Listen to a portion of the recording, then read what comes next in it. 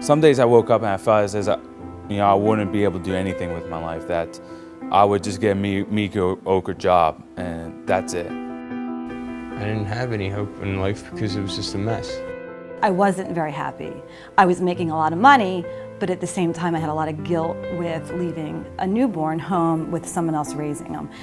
I was sick. I got physically sick and lost 15 pounds. So I wasn't very happy at all. I was so unhappy, I quit my job without another job. I mean, that's as low as you can get, in my opinion. Now you can drive to all the destinations you want. I would recommend to anybody to give Your Turn to Win a chance. And I have no doubt that it will change and affect their life in a great way.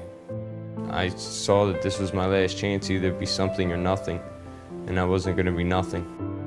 I didn't want fear to control me. I wanted to create my future.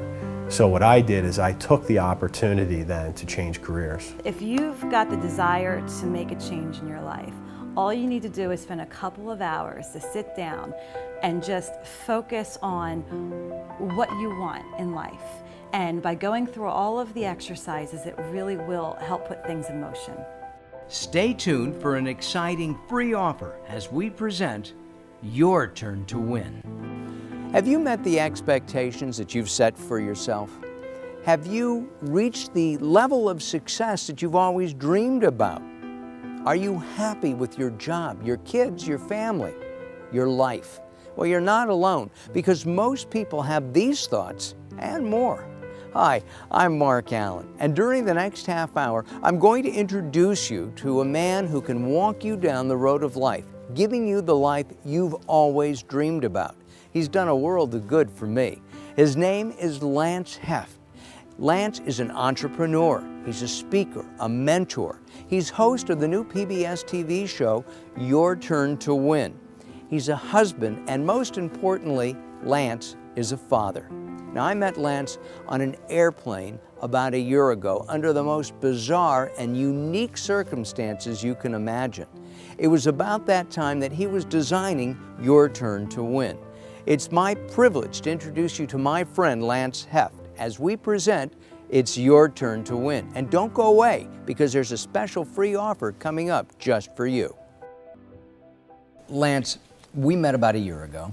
In fact, almost to the day. Yes. And we met under the most extraordinary, bizarre circumstances. I was in my hotel room, and I had decided that I was a little tired of the way my life was going, and I wanted it to be different. Right. Not necessarily better, just different. Sure. I wanted specific things. And I said, if I'm on the right path, and I was asking this to the universe, and I said, if I'm on the right path, bump me to first class. And I got to the airport here in Philadelphia, and I did not know you. I was going back to California, where I live, and I was upgraded. And they brought me onto first class, and it showed me the seat that I was supposed to sit in, and I sat next to you. And at 30,000 feet, I was zonked out, and you hit me in the head. I punched you, actually. You did. But when you asked me, you said, Mark, what do you do for a living? I said, well, I host TV shows. Right. And what did you do? I actually said thank you, because not but probably a month earlier, I started creating this program, Your Turn to Win. That's why I said thank you. And that's when you said, I have a project. It's called Your Turn to Win. Yes. And everybody can win. You have an unusual background because you were not taught as a child that you could win. You were taught that life was a struggle, life was hard work. Yes. My father was a steel worker and worked 2 jobs for most of my life. We walked down the street that you lived at, and We did. Your parents have told me stories of you pulling a little red wagon, collecting newspapers, Yeah. cans. You painted houses, you Sure. painted garages. Right. You always had this little different click in your head, Right. and became very successful. Today you have 3 or 4 businesses. Right. You work with charities. Mm-hmm. You work with a variety of people. What put it into your head that you could do whatever it was that you wanted to do? You know, because I've had that success, I figured now it was time to give back. You know, I'm 40, and I worked pretty hard.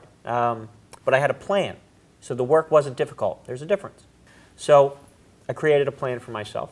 And I did the things in that plan, and now I have what most people would want. So what makes me think that people can win now? I did it. I didn't have any advantage in life. But at 18, you were driving a brand new Jaguar, Lance. Well, I was, but I created a plan to get that car. You met my 4th grade teacher. She told you I wasn't the smartest kid in the class, and I really wasn't.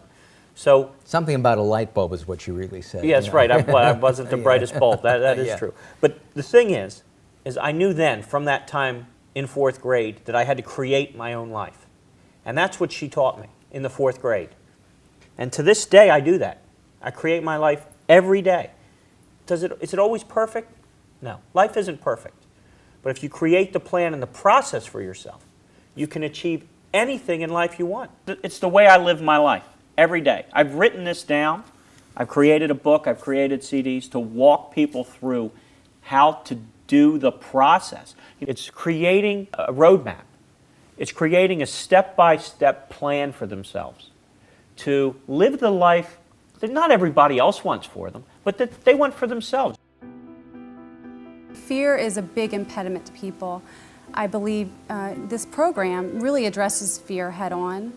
It helps people understand their fears, delve deep into their fears, but not only does it do that, it then tells them how to actually move beyond them in their life, how to not let them factor in anymore, sort of how we live. And I think people think it's some kind of mystery or something, so we're kind of unveiling the mystery in this program. It teaches you how to get down to the absolute core of who you are and truly living your life the way you want to live it, and not just the way you think you should live it or you were quote unquote taught to live it. Be yourself. And that's exactly what I learned by reading Lance's book. Your Turn to Win helped me not only tap into the power of the universe, but it tapped into myself, and it tapped into something that I didn't really know was there. And that's the greatest gift you can give anybody. A real positive part of the program is that it sends the message that you don't have to be held back by your fears. You don't have to be held back by your family of origin. That we're going to take a look at that, but that does not define you. That the choices that you make every day when you wake up and you get out of bed, that's what defines you. What about the studies that show that 95% of people are not happy in their job? They're just not happy at all. They go to work, they're toiling at work. They don't think of life as an adventure, as a game, as fun, but they think of life as a struggle. Most people live the life that someone else wanted them to live. When I was young, my dad said you should get a job in the steel mill. He worked for 40 years before he retired because he never felt empowered to change his life. You, on the other hand, started working at the age of 7 or 8. Sure, collecting newspapers. That's how I began my business career. And then in the 4th grade, you had an amazing thing happen. Sure. Your teacher told you what you have taken as the secret of life. It absolutely is the secret of life. 6 words. To thine own self be true. That's what she told me. She wrote it on the back of my report card. She actually wrote that I helped her be true to herself and her goals in 4th grade. I didn't really realize I was doing it, of course, but when she laid those words out for me, it really changed my life. And I've lived every day of my life since then under those words as my guidance. I didn't remember what I wrote in Lance's report card until he told me. I wrote, to thine own self be true. And I think I did it because Lance was, of course, only 10, and he had thoughts and ideas and direction. And, when you're a kid, you kind of want to be like everybody else. But I could see that he wasn't like everybody else. He was his own individual. And to try and, for him to place himself in that mold, it wouldn't have been right for him.